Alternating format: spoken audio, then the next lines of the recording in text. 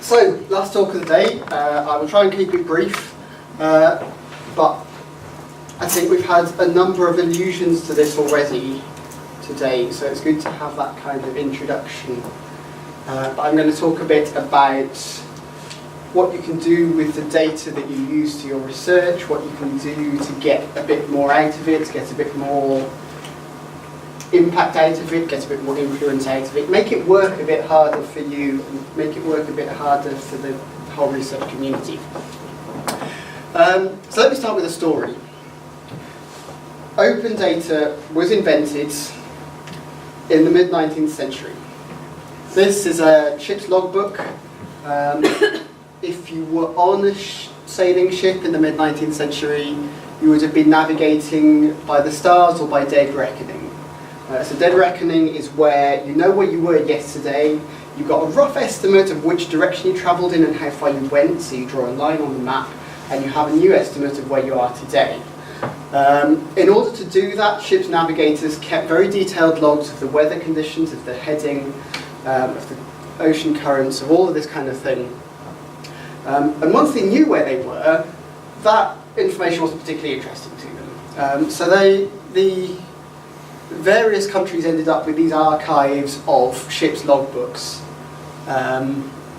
sitting, gathering dust. That was changed by a US naval officer by the name of Matthew Fontaine Maury, who fortuitously in 1933 lost the use of one of his legs in a coaching accident and found himself the superintendent of the US Naval Observatory, including one of the world's biggest archive of these ships' logbooks.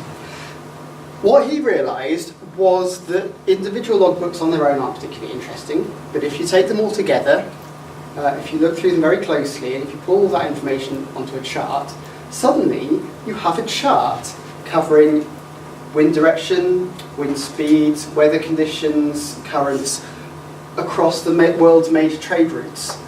So he set about doing this. I think he's known as the father of oceanography. He developed charts for all of the major trade routes, and the first big success of this was reducing the trip from New York to Rio de Janeiro from 53 days to 23 days, just by plotting all of the winds and the currents on a chart and letting people see the quickest way to do it. Actually, a lot of this data was kept after this. It's still useful today. It's been digitized recently and is being used again for another purpose that the original navigators could never have thought of, which is climate science. Suddenly you've got, going back hundreds of years, very accurate records of weather conditions that can be used to validate current climate models, not just across the half a century of data that we've collected, but across centuries of data. So my point here is that we can't know all of the possible uses of the data that we're collecting, clever though we all are. So a couple of definitions. When we're talking about research data, I guess I've made this fairly apparent already. We're talking specifically about the stuff that is the raw material of research. So we're not talking about administrative stuff, financial information about grants, not talking about student data. We're talking about specifically the stuff that you turn into research. And then by extension, research data management is kind of this process, this set of activities of making sure that all of that is looked after, that it's organised, that it's well described, and that it's shared appropriately. So the reasons we're pushing in this direction at the moment, there are a few. The real driver is technology. It's now possible to collect much more data, much more quickly than it was ever possible before, regardless of your research area generally. And we're now getting to the point where you can sort of sweep up data almost incidentally because it's easier to collect it than not to collect it. That isn't actually interesting for your research. Added to that, we've now got the internet. The internet is developing to the point where you can ship these large quantities of data, or even small quantities of data, around the world very efficiently. And suddenly it makes sense to start making more of the data that we have open to other people to reuse. For that reason, we're experiencing something of a culture shift in higher education at the moment towards generally thinking of data as a first-class citizen, thinking of data as a primary research output on the same level as publications. It's now standard practice in increasing numbers of fields to actually cite data sets themselves in papers. You can submit data sets to the ref now. Not many people do at the moment, but there's no reason why you can't, particularly if you've got a data set that has been reused a lot. That's an excellent demonstrator of impact for the ref. So data is very much a first-class citizen of academic research now. There's an aspect of this about transparency, about demonstrating that we're doing what we say we're doing. In the Netherlands, there is an infamous case of a researcher called Diederik Stapel, who worked in the field of social psychology. And it turned out a few years ago that his entire career was based on fabricated data. So that has impacted not only his career, his retraction count recently hit triple figures.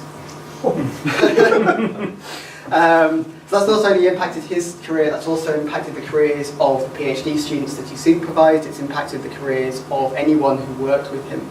I hasten to add that I'm not suggesting anyone in this room or this university is doing that, but there is an increasing amount of pressure to be more open with what we're doing so that we can demonstrate that we're not doing that. It would have been very difficult for him to get away with that for so many years if all of the underlying data for his publications were also available. Someone would very quickly have gone, that seems too good to be true, let me just check that analysis, oh weird. And it would have been very difficult. Something we don't like to talk about maybe is the money side of things. At the end of the day, a lot of the research we do is funded by the government, by the taxpayer, or by charities who don't have a lot of cash to splash around. There's an increasing amount of pressure to make sure that that money is going as far as it can, not collecting the same data twice. So that's quite important. All of this kind of culture change doesn't happen overnight, so increasingly we're getting policies put in place by the funders that support us, by the publishers that we publish our work with, and also the institution, the university has one as well, that set out expectations of how far we should have gone by how long. So there are some kind of compliance aspects to this. And there are also some legal requirements that effectively haven't really changed in the last few decades. You've got intellectual property if you're working with a commercial company, or if you want to patent something. There are laws around protecting that. If you have, I imagine this is quite big in SHA, if you have sensitive personal data, you can't share that widely unless it's made anonymous. None of the stuff I'm going to say trumps these legal obligations. So that's worth thinking about as well. There are some opportunities though. I've mentioned already, this is making your data available is a really good way of raising your profile as a researcher, raising the profile of your research group, of your department. It's another avenue of getting your research out there. Typically you don't have to wait 6 to 18 months for a publication to happen. You can put your data set out there straight away. In many cases you might want to wait until you've at least got your publication accepted, but it's another way of getting information about the work that you've done out there. It's a really good way of attracting collaborators. It's much easier for people to understand how the work that you do fits with the work they do if they can have a look at the actual data that you've generated, the way you've analysed it. It's a really good way of pulling those people in. It is a good way of getting more citations. As I say, data sets themselves can attract citations now, but also there's a growing body of evidence that papers that have the underlying data made available tend to get more citations. Mike's nodding here. I suspect this is true of research software as well. There hasn't been any analysis done, but everybody suspects it to be true. That, yeah, some research that needs to be done. We should do that, yes. Yeah.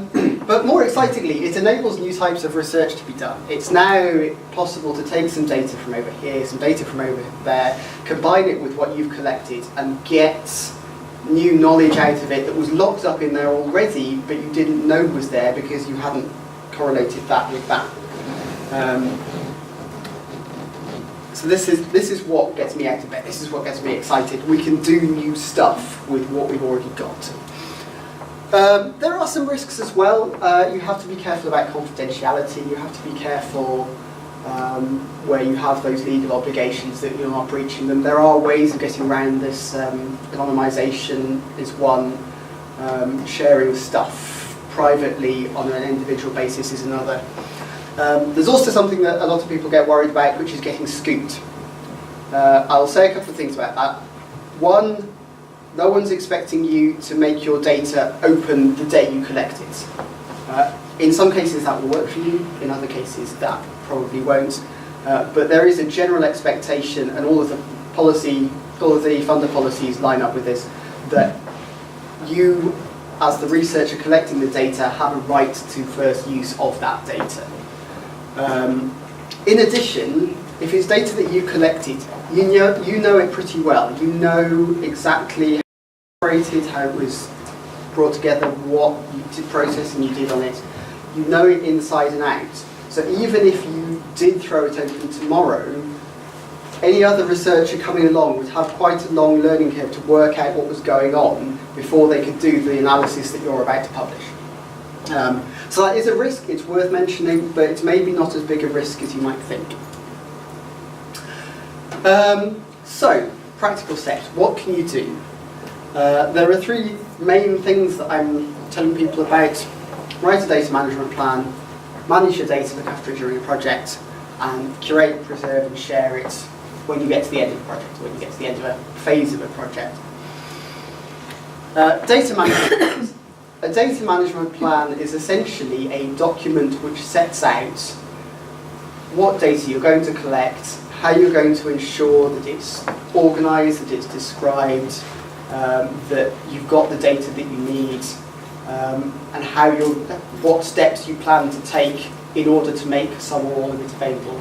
What criteria you're going to use to choose which bits that you share and which bits you don't share, that kind of thing. If you're applying for a funded project at the moment, you almost certainly will be expected to submit one of these to the funder. All of the UK funders expect one. EPSRC, probably not a big fund around here, they expect it to exist, but they don't expect it to submit it. Everyone else, particularly MRC, have got quite a developed policy on this, expect you to submit a data management plan. And a lot of the charities are following suit as well. This is going to be quite a new thing for a lot of people, but don't worry about it, there is plenty of support available. DMP Online is a really good tool, online tool developed by the Digital Curation Centre, who are funded by various UK funders to provide expert guidance to the whole of the sector in the UK on this. DMP Online has templates for all of the major funders. It has expert guidance kind of right in there alongside each section of the templates. And quite soon we will also be adding to the DMP Online tool Sheffield specific guidance. Once you've got a draft, we are happy to comment on it. We can provide you with feedback. We can highlight areas that might cause some concern for the funder. Usually there aren't many of that. Usually these things are fairly common sense. They're easier than you might think. DMP Online as well allows you to collaborate, so if you're working in a small group to put together a bid, you can share your plan within the group, and it allows you to export them in Word or PDF or whatever format you choose, so that you can then upload it to Jez when you submit. Managing data during a project, to a certain extent we're all doing this okay already, because we're all publishing and producing results, and if we didn't know what data we had or where it was, that would be quite difficult. but I'm sure a lot of you will be aware that there are things that you feel you could be doing better. So we're providing training with as part of the doctoral development programme, particularly to give your PhD students an introduction to this right at the start of their course, so they know what they should be thinking about as they're gathering their data. They're making sure that it's all organised, making sure that it's stored securely, that kind of thing. Our web pages have been refreshed this week, so there's a lot of new information on there. If you have any specific inquiries, please do email us, rdm@sheffield.ac.uk. We're always happy to respond to however minor you think your question is. We're happy to help. And we're also working on an online training module, similar to I don't know if you've done the new information security training module. Very easy, very straightforward, takes about 20 minutes to complete. We're aiming for that kind of thing. So that we'll let you know when that's available.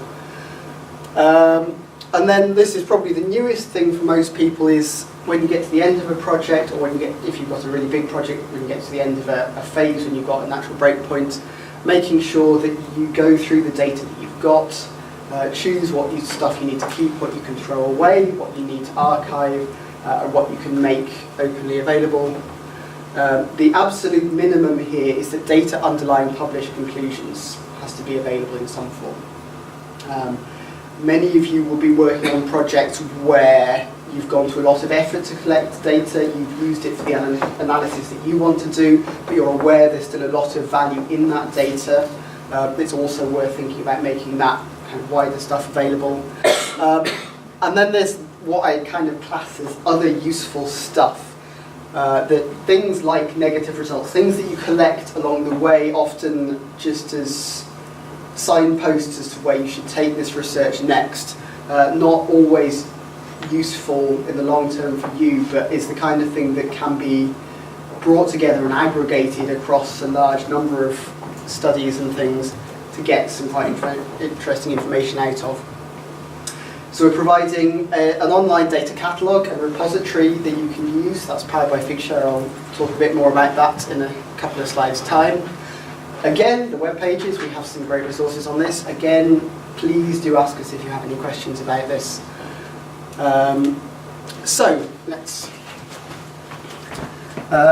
We have recently opened this up to all research staff and students within the university. We have an online data catalogue and repository for your data. If there are particular discipline-specific repositories that you know that you use to get data from in your discipline, it's worth seeing if those accept data deposits as well. Those are generally the best place to put things because it's where people go to find data. But if you don't have that, we have this facility. It's a really good place to share data sets. You can share code, you can share posters, presentations. Everything that you upload gets a DOI, a digital object identifier, so it can be cited. You can share stuff publicly, you can share stuff privately. It all has altmetrics built in, which I think is going to be covered in the second half of this. But ways of measuring how interested people are in your research. And it's powered by FigShare, if you come across FigShare, and it sort of looks something like this. So you can see we've already got some data sets in there. We've got some stuff from the speech recognition group over the other side of the quad. We've got some stuff from around engineering, but we really want some more health and related research type data in there. It's very much not what this looks like, which is kind of hard science engineering data. It's very much for all data. And once there is a bit of data in there from the department, we can set up a SHAR portal potentially onto your research. It's really good for enabling your research to be discovered by other people. It's indexed by Google. It's got great search facilities. It's integrated with the main figshare.com site as well. So that's that. And the final thing to mention is data access statements. This is another part of the discoverability thing. So I keep talking about discoverability because there's no point in going through the effort of sharing your data unless someone's actually going to use it. And the best way of making sure that they do that is that they can find it. And so this is another requirement now of the research councils, is that all papers published that are funded by research council funding should include either a citation to the data in the references, if your publisher supports that, increasing numbers do, or a statement, a couple of sentences saying data underlying this work can be obtained from here. In the simplest case, that would be by downloading from a web address, by downloading from FigShare. If you have sensitive data that you can share but you can't share with everyone, or if you have really, really big data, then it's fine to say data can be obtained on request. Make sure you put a research group or a department email address, not a person, because these have to work for 10 years. And with the best of intentions, we do sometimes move institutions. If you've got data from a commercial partner that you can't share because it's commercially sensitive, that's fine, say that. If you were doing a study of existing data that you've obtained, you'll already have cited the sources of that data. It's fine to say no new data were created during this study. But it's really important that you have, at some point in your paper, information about how and in what terms the underlying data can be obtained. That's all for me. I think we've got a few minutes left, and I think you probably all want to get off to whatever you have to do next. But thank you very much for your time, and thank you very much to Andy for organising today.